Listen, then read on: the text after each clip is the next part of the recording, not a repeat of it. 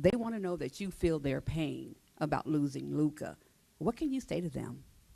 Well, when you have 20,000 people in this stadium chanting "Fire Nico," you really feel it. I mean, I use the word awesome, but not in a positive way. Like, you can really feel how they feel. So yes, I feel them. How am I doing? I'm good. You know, I said this last week. God's got me covered.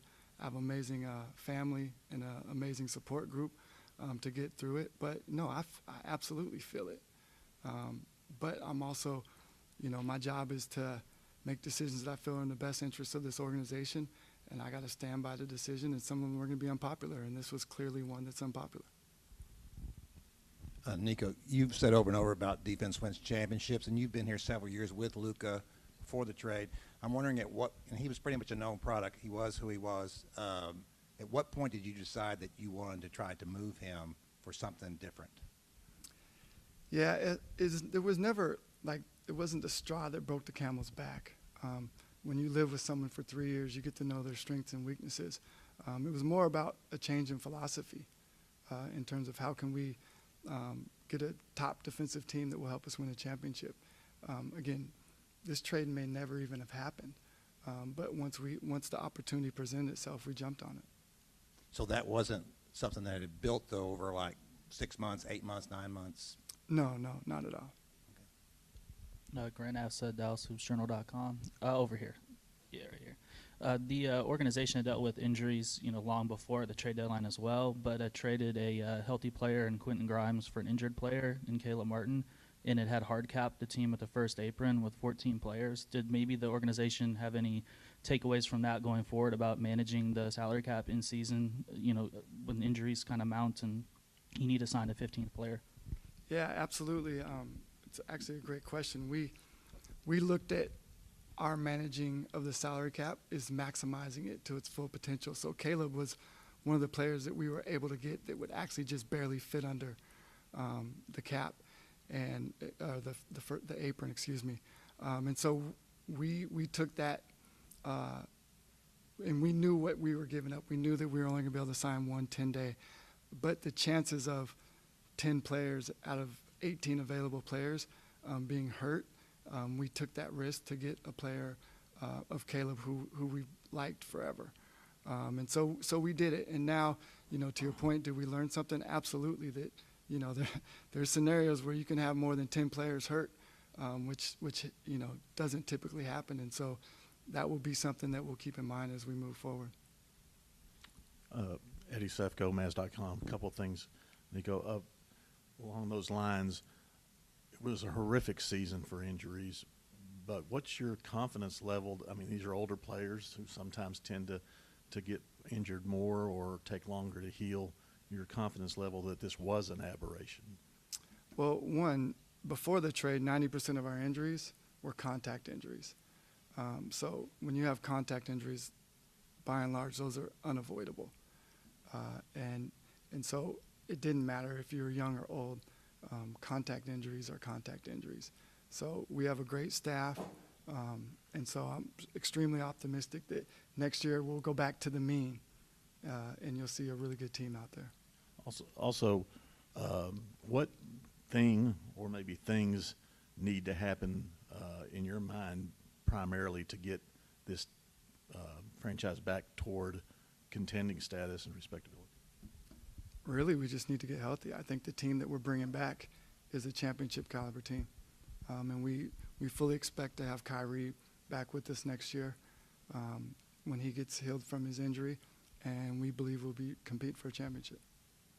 Yeah, you mentioned Kyrie. What's the pathway to either a contract extension? I know he has a player option, obviously a decision to make, but what's your confidence that something beyond that can get done this summer? Kyrie is a big part of what our future is, and that's not going to change whether he opts in or opts out. Rashad Miller, Dallas Weekly.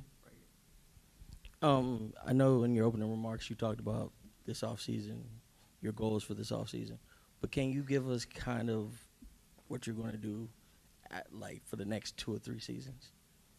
Yeah, I mean, our core actually is connected for the next 2 or 3 seasons, so I don't see much movement from our core. I really see how you shape around that, and it starts with the draft. Nick Angstead, Locked On Mavs. You said that Patrick Dumont initially laughed at you when you brought him the Luka trade. What did you say to convince him to approve it? It wasn't really it wasn't really a laugh. It was more of a chuckle. But really, it was just I said it out of the blue, and then as we started talking more, I gave him reasoning behind it. And you know, we're a very process-oriented organization, and everything we do is without emotion and goes through the lens of process. And so, once we had those substantive discussions, then he saw the vision. Hey, Christian Clark again. Do you feel like, just to follow up on Mike's question, do you feel like Kyrie opting in is a possibility? It's too early to speculate what Kyrie's going to do, but what I do feel is going to happen. He's going to be a Maverick next year. And then just, you know, he's going to be out a significant portion of next season. Like, do you feel like you guys have to do something to address just creation to get through that time, and how do you go about doing that? I feel good. You can't replace Kyrie through free agency. He's too good of a player. We have a really deep, versatile bench, and some of those guys will have to create. They'll have to create the void. It's going to be by committee. We'll use free agency, and then we'll also use the draft. Nico, Noah Weber from the Smoking Cuban. One thing you said a few minutes ago is you said, me and Coach Kidd are aligned. You know the player that he likes.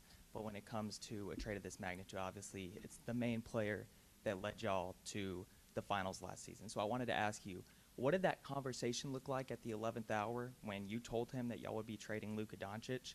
And do you think it was fair to him to have y'all's entire team built around Luka, but then in the middle of the season, him having to pivot to a completely different player to try to make the title run again? Sure, I think there's some difficulties anytime when you do a trade that big during the middle of the season. I mean, we saw it when we traded for Kyrie a couple years ago. Sometimes trades take a little longer to you to really see like how good of a trade it was. But I also know his connectivity to Anthony Davis. He won a championship with him with the Lakers. I know his admiration for him as a defensive player, and so I wasn't worried about that. What did y'all's conversation look like when you let him know? It was really brief. I just told him the reasoning behind it and let him know, and he understood, and he got geared up to start whiteboarding to get ready to see how we would play with Anthony Davis. I don't think it's about agreeing, but he aligns with how I think in terms of defense wins championships. That's how he feels. So he also aligns with the philosophy of versatile style of play. And so it wasn't really about agreeing or disagreeing. It was about, I see the vision, let's go. And then defense has been one thing that's been talked about so many times when you're referring to this trade. With you trading Luka, it's in a way you're betting on Anthony Davis to help you guys, but it's also you thinking maybe Luka would help, or that AD would help more than Doncic did. Outside of defense, why are you betting against Luka Doncic not being able to bring y'all a title when he was here? Yeah, it's more about AD than you know. I'm not going to bet against Luka or speak negatively towards him. He's not here anymore, but it's the belief that I have in the guys that are in this locker room. Nico, Russell Scott, News Radio 1080 KRLD. Did you say you did not foresee the fan reaction with the trade? And what would going public with the trade have done? I don't quite understand. What would have happened if you would have gone public? No, I said I did see the outrage, just maybe not to the degree that it actually ended up being. But I also think part of that is because we weren't able to put a team on the floor that was day in and day out winning. I think if we would have put the team that we intended to put on the floor, I think that would have quieted some of the outrage. Nico, Brad Townsend, Dallas Morning News again. This kind of piggyback off my first question. So during the Western Conference Finals run 3 years ago, and then also during the Finals run, you weren't really out in front of cameras. You were really letting the players and the coaches take the credit. But I wonder if this year has been a lesson to you in terms of, as you put it, being a public face of the franchise, in terms of standing up during times of crisis, and because it feels like this franchise was in crisis mode these last couple of months? Yeah, it's, you know, we always, at the end of the year, we evaluate everything and what we could have done better, and clearly we could have done a better job with that, and we take that and we own it, and you'll see us be better going forward. Nico, back here, Sam Gannon, Fox 4. Luka recently did a sit-down with ESPN's Malika Andrews, and he was asked about a question that was posed to you last week about whether or not you believe that you could contend for championships with Luka at the centerpiece. You said defense wins championships. Luka was quoted as saying, "It's just sad the way he's talking right now. I never say anything bad about him, and I just want to move on." How do you react to that quote?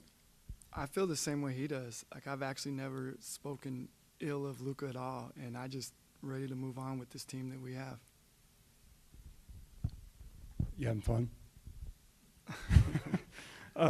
There's been quite a bit of speculation that one of the reasons that you made the trade was that you guys just couldn't get along in terms of he saw things and his team saw things that he's going to do it this way, and you wanted him to do it that way. True or not? No, I worked at Nike for 20 years, and there's like superstars. They have teams around them, and you have to cater to them, and that's part of the job, and they've earned it. So I don't worry about getting along with people. I can work with anybody. Then the other observation is not necessarily that you made a big trade, but what you got in return. What did you feel like prevented you, and maybe that's the wrong word, from getting more in return when we've seen other NBA trades? The one that stands to mind is Rudy Gobert, what Minnesota gave up to acquire him, that you couldn't necessarily get more from Los Angeles than three assets. Yeah, I think the biggest thing is, and I said this last week, if you don't value AD as an all NBA player and an all defensive player, then you're not gonna like the trade. We targeted AD, but if you don't like him, then there's nothing else we get that's gonna make you excited about the trade, and we value him. All right, just two more questions. Dylan Reed, Ticket in Dallas. Are you worried that the Luka trade is going to hurt you guys in free agent negotiation moving forward? You know, it feels as though, and at least he's highlighted as much, that he feels as though maybe it really was done behind his back. Are you worried that moving forward, other players that come here might think, well, if I go there, what if they trade me without knowing? Is that a concern you guys have? Not at all. You know, when I first got this job here, I was told that the Dallas Mavericks, you know, struggled to get free agents, and one of the things I said is we're going to get free agents. And it's not just about me, but you have Hall of Famer Jason Kidd. You have a bunch of amazing players that, you know, Kyrie Irving, like, people want to play with him. So I think we have a lot that's in our favor, so I don't worry about getting free agents. That's the least of my concerns. Rashad Miller again. I know you talked about, you know, staying optimistic and things like that, but what are some of the worst case scenarios? Like, if you can't acquire the assets to build a winning team? I think we have the assets already. It's just building around them. So I'm sorry, but I'm not capable of looking at the worst case scenario. It's everything about what we do is about how do we continue to get better. We're coming back already with what we feel is a championship caliber team. So now we'll use the draft, we'll use free agency to add to that. Thank you. Thank you.